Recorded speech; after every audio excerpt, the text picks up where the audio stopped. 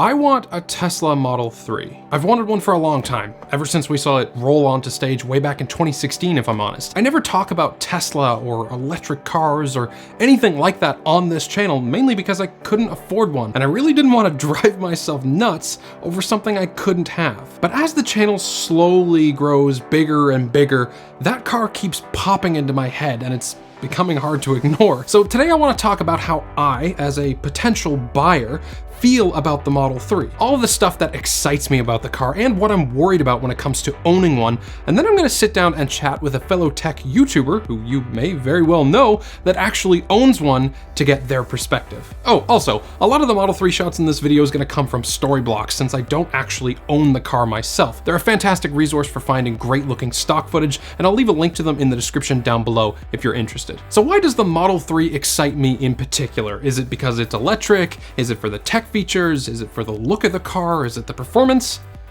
Yes. All of the above. If the Model 3 was a car that looked great but had a very limited range and very few tech features, I wouldn't care about it.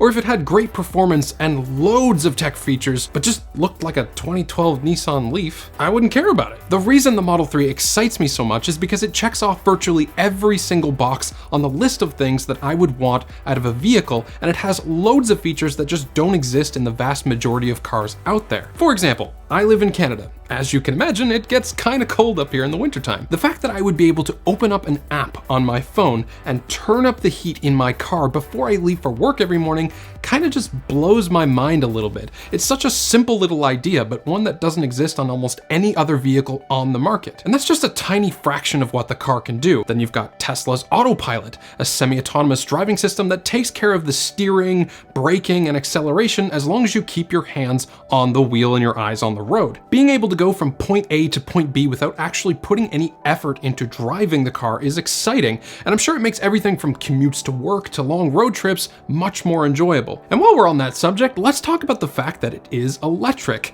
This might sound absolutely bonkers to some of you guys, but where I live here in Canada, the gas prices are around $1.47 a liter. If you were to convert that to US dollars and gallons, I pay about $4.60 a gallon for gas out here, which is pretty nuts. I don't think I need a bigger incentive to go electric. Then there's the interior. Now, I'm very much a person that appreciates some good aesthetic design work, and the Model 3 has one of the nicest looking minimalist interiors I've ever seen in this price range. Now, before I get my head bitten off here, yes, I've heard that the materials inside the interior of the Model 3s aren't the best, and there can be some alignment issues and all of that, but from a design standpoint, I love it. I love the fact that there are very few buttons or vents anywhere, and the single piece of trim that goes right across the front looks lovely. And then there's that incredible looking 15-inch display in the center. I think it would be a little bit weird at first, getting used to having no gauges in front of you and having to look to the right to see all of my speed and the other gauges, but I think after getting used to that, it would almost be refreshing not to have anything right in front of you. And there's loads of other stuff that excites me about the car. The instant torque from the electric motors,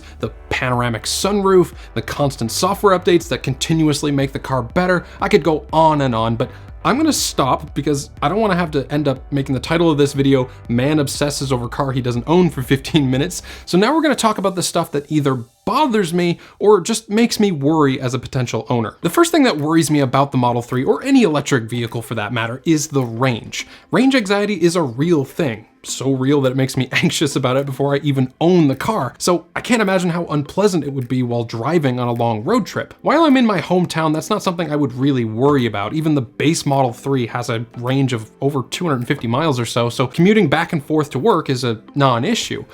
Road trips are a different story. Charging stations aren't nearly as ubiquitous as gas stations yet, and I think it's gonna take us quite a little while longer to get to that point. I'm well aware that Tesla's supercharging network is absolutely massive and is expanding every day, but I live on an island province in Canada that doesn't have a single supercharger on it. If I wanted to travel from one end of my province all the way to the other, I would have to charge at level 2 chargers, and even those can be difficult to find. Another thing that worries me is the quality control on these Model 3s. Look, if you've seriously spent even just a couple of hours researching the Model 3, chances are you've run into more than one person complaining about panel alignment issues, faulty paint, or even like condensation inside the taillights. I get it, Tesla is a relatively new company and they don't quite have the manufacturing experience of the old players in the game like a Ford or a Honda or a Toyota. And I know if something happened like that, Tesla would hopefully take care of it. But it's still something that plays on my mind when I think about buying one of these cars. So that's how I feel about the car, but I also wanted to get a different perspective for this video and talk to someone who actually owns the Model 3. So I sat down with Robert Rosenfeld, a fellow YouTuber over at the Apple Circle and owner of a Tesla Model 3. You're gonna love this conversation. Robert is one of the best speakers I've ever met, and he has so much love for his Model 3, and any person who is even the least bit interested in buying the car needs to hear what he has to say.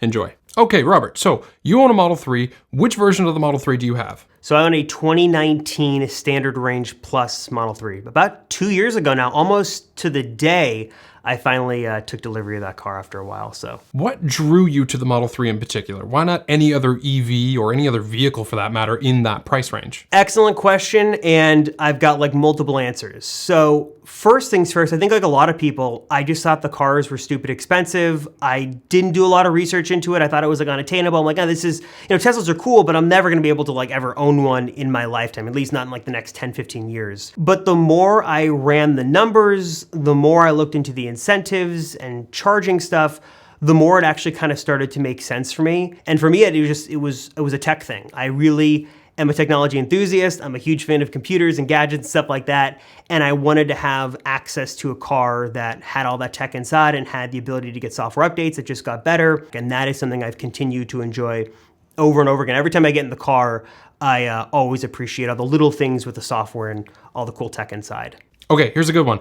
How did you feel the first time you drove this car? Did you do any sort of test driving of the car before you bought it, or did you just sight unseen bought it online? Sight unseen, bought it. First time I drove it out was like literally out of the delivery center here in Costa Mesa, and that was crazy. What was going through your mind the first time you drove this car? I think like a lot of people, I had done an obsessive amount of research. I had watched a bunch of YouTube videos. I had read all the Reddit threads. I jumped on the Tesla Model 3 Owners Club and all that stuff. And after that, you kind of know the car super well, at least like the ins and outs. It's like when they get over to you, like the service advisor, it's like, hey, congratulations on your car. Like, do you want me to walk you through anything? It's like, no, I watched plenty of YouTube. Like, I know exactly how to pair my phone and, how to set everything up and get the steering wheel and the mirrors and everything all right. That was not a problem. But to get behind the wheel for the first time and to experience the instant torque and the regen braking was very different and very cool. Also, just kind of getting used to that massive 15-inch screen in the middle was also a little weird. So it was, for me, I'm not much of a car guy. I've never even been an EV guy or a car enthusiast, but the tech is super cool to me. And that was one of the first things I noticed was, wow, this tech is awesome. And it just has continued to get better, which is super cool. Give me one thing that you absolutely love about the car and then one thing you absolutely hate, or at least something that bothers you a lot. Okay, it's gonna be the same for both. It's the software and it's the software. So on one hand, I love what the software can do. Like for me in particular, when I bought my car in 2019, there was no web browser, there was no any kind of streaming music option, was not a thing. There wasn't satellite maps, there wasn't live traffic visualization on the maps. That wasn't a thing. That was like reserved for the higher end cars, and that was never gonna be an option, at least as far as I knew. And I just kind of resigned myself to that fact. Okay, I'm not gonna get it. It is what it is.